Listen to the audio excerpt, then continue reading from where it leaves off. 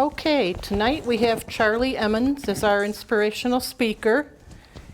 Charlie was raised as a Lutheran in Erie, Pennsylvania, but became a spiritualist in 1993 and is a member of the Lilydale Assembly and Fellowships of the Spirit. He lives in Atlanta, Georgia with his wife Penelope, and they are summer residents of Lilydale. In the sociology department at Gettysburg College from 1974 to 2020, Charlie taught the sociology of religion in a course titled Science, Knowledge, and the New Age with Penelope. Penelope and Charlie co-authored a book on spirit mediums, Guided by Spirit, and another book about consciousness beyond the brain titled Science and Spirit. You can view 3 documentaries they made on these subjects on their YouTube channel, Charlie and Penelope Emmons. So I'd like to introduce Charlie Emmons to you.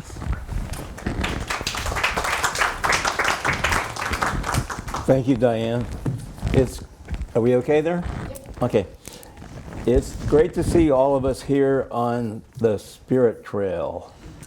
The trail of our spiritualist ancestors, which is a recurring theme for some of the talks here at the Vesper Service at Fellowships of the Spirit. If you haven't seen the one on Andrew Jackson Davis, I highly recommend that you do by going on YouTube and go to Fellowships of the Spirit and look at the Vespers talks, and one about 3 months ago by John Hepner on Andrew Jackson Davis. It's really good. Something else that's really good is this book about Jonathan Koons. Jonathan Koons and Andrew Jackson Davis were contemporaries. Just about everything I know about Jonathan Koons comes from this book, which I bought from the author, Sharon Hatfield, last year at the conference that Shannon Taggart had here in Lilydale. I was blown away by this book because it reads like a novel, but it's full of historical documentation. And she's very even-handed, too, because it's a very controversial case. I found that most spiritualists don't know anything about Jonathan Koons, and some of them who think they know something think he was just completely debunked, which is not the case. So Sharon Hatfield is an award-winning author and a part-time instructor at Ohio University.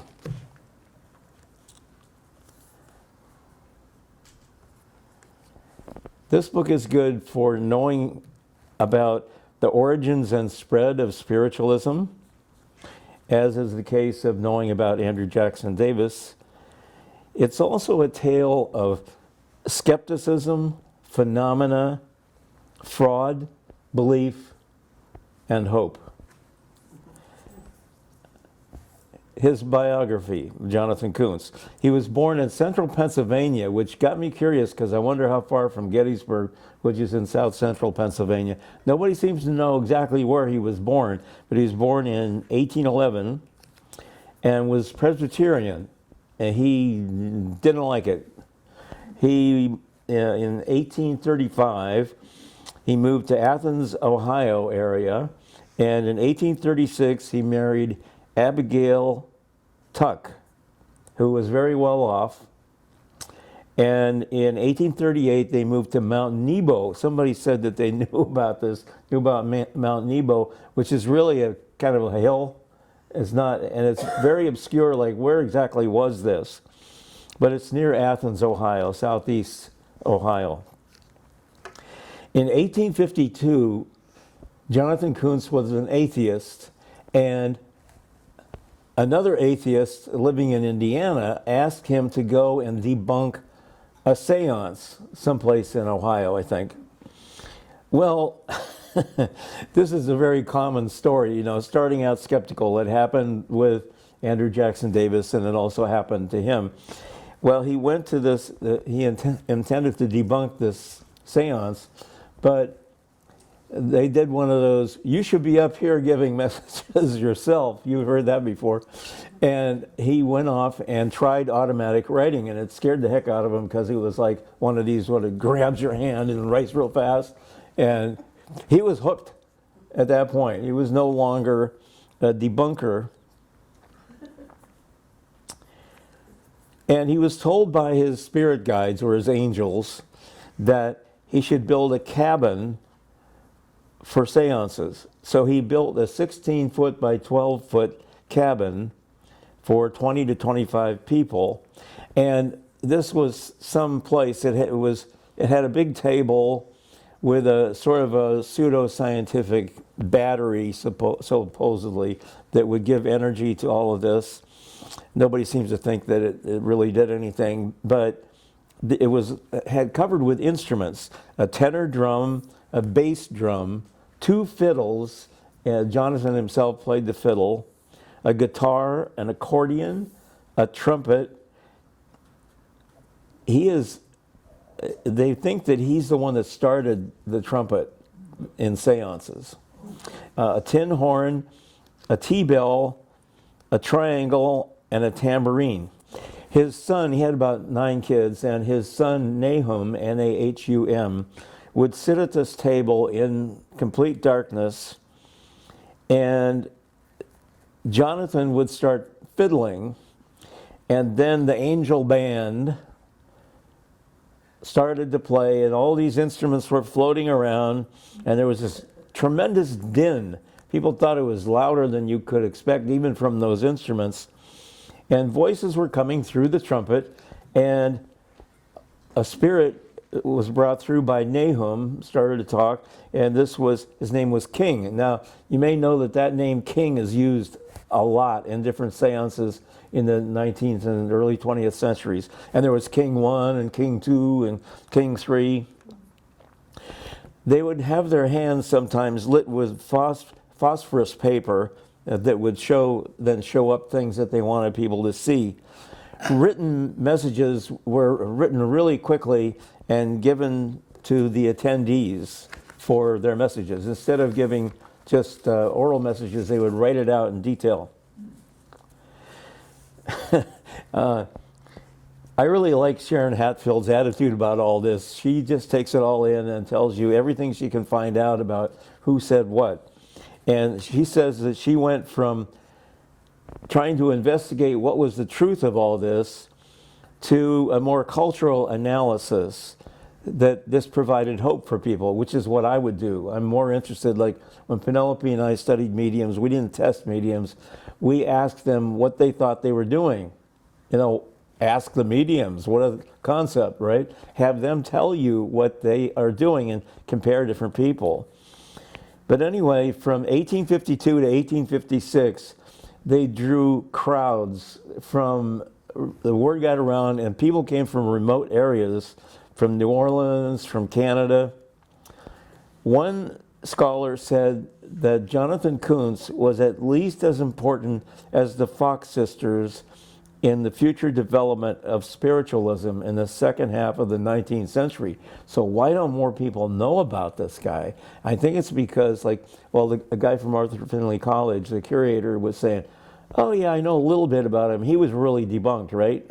See, that's what people think, that it was all phony. And so they kind of left him out of the canon. But he was very controversial. And there were a lot of newspaper articles in the Spiritual Telegraph and the Spiritual Universe and other magazines. Another thing that occurred to me while I was reading this is the mass media of the time. These spiritualist magazines, and also regular newspapers that weren't spiritualists, were passing this stuff around, and there were people having huge debates within these magazines. And then, of course, it would also spread by word of mouth. So there were long, contentious debates about this. Also, some of the neighbors were pretty hostile. There were a number of mainstream Protestant religious people in the community, and somebody burned their barn down. It was kind of a nasty situation. They were very upset. Now, think about it. Why would Jonathan Koons engage in fraud? They didn't charge any money. They kept boarders who stayed there for days, and sometimes they expected them to give some donation toward it, but the Koons never released their tax records, so I guess we'll never know how much they got and so on.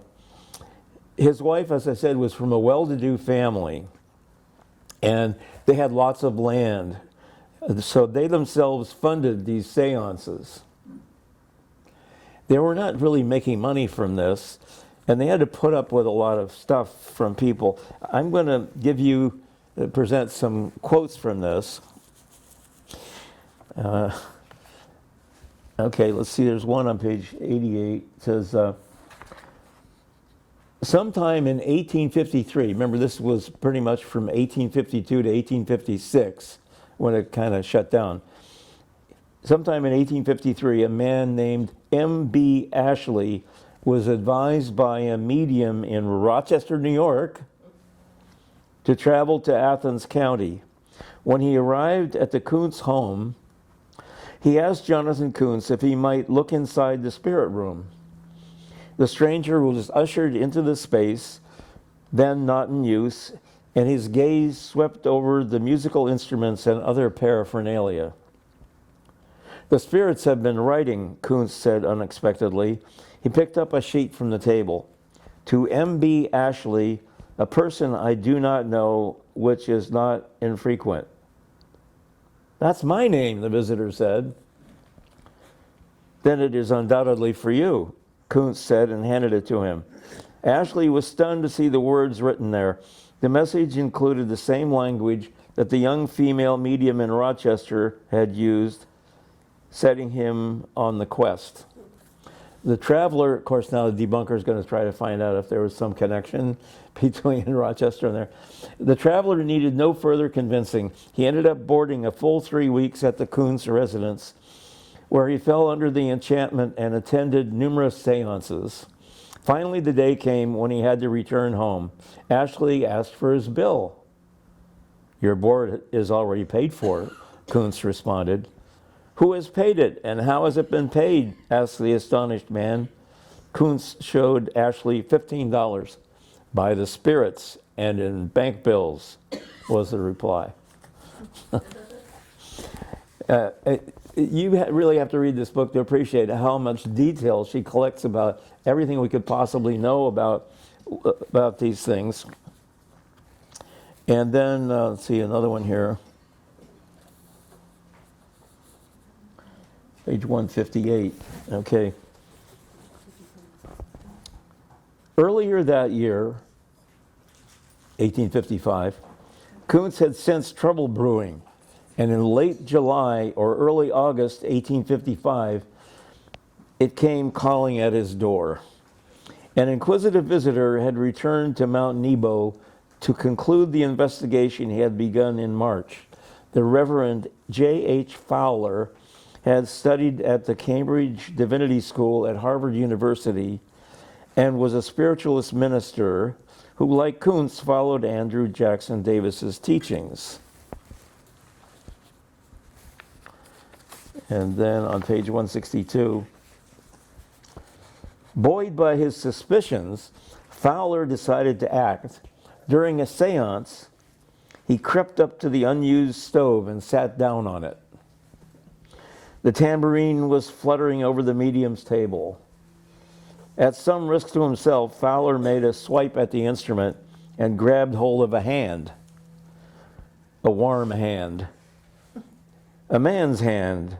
But the action was too fast for him to get a firm grip. Now he could see why Jonathan insisted that the instruments were held aloft by electrical currents that should not be short-circuited by audience interference. It was, Fowler thought, a pretty good way to keep hands off. And then skipping a bunch. Next, a voice spoke through the trumpet. He tried in vain to get Nahum to speak at the same time. Fowler held his left hand as far away from Nahum as he could. Put the horn in my hand, away out there, he commanded the spirits. The moment the metal touched his left hand, Fowler thrust his right hand toward Nahum to see if he was holding the horn. Each time he connected with what he thought was Nahum's arm, it instantly withdrew, he later reported, and with it the horn from my other hand. I caught his hand and arm in this way several times. It doesn't surprise me that they found fraud. I mean, some of the greatest mediums occasionally have been involved in fraud. And this could be like part of what George Hansen calls the trickster and the paranormal. So just to make sure that people have a way of not believing it, they'll do something. And sometimes, like, they will say, the spirit made me do it. Like, who was cheating? The spirit or the medium or what? And not everything they did was cheating. Like the famous Eusapia Palladino, who would lift tables all the time and so on.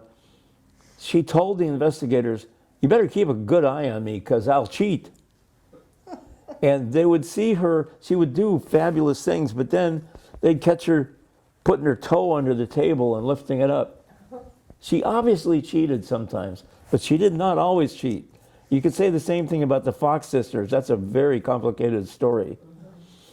You know, I cheated. No, I didn't cheat. Oh, well, you know, it's just really complicated. It's as if the trickster's trying to keep us from knowing exactly what's going on. In 1856, Koons went to Cleveland, and a man named Linus Everett, who was the editor of the Spiritualist Universe, had him come to his home, and there was a spirit hand raised in the air, and somebody lit a match, and they found Koons' daughter Quintilla standing there. They caught her standing there. So Everett wrote a scathing expose, and that was pretty much the end of his career in terms of a lot of mainstream acceptance. Koons later moved to Illinois and died in 1893. Okay, let me have a little concluding section here. This is a story of skepticism, phenomena, fraud, belief, and hope. And Sharon Hatfield ended up emphasizing the hope. You have to remember, skepticism is baked into spiritualism because spiritualism has advertised itself as a religion, a philosophy, and a science. People were skeptical of other religions, remember, and that's why they became spiritualists.